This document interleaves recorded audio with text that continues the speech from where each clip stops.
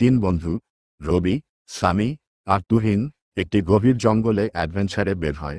জঙ্গলের সবুজ গাছপালা, পাখির ডাক আর নদীর কলধ্বনি তাদের মুগ্ধ করে, কিন্তু মজা করতে করতে তারা পথ ভুলে যায়। চারপাশে শুধু গাছ আর অচেনা শব্দ।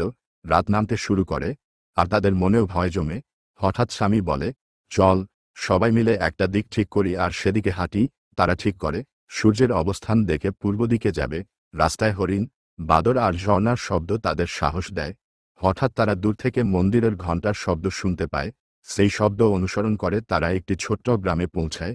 গ্রামের মানুষ তাদের সাদরে অভ্যর্থনা করে, তাদের খাবার দেয়, থাকার ব্যবস্থা করে।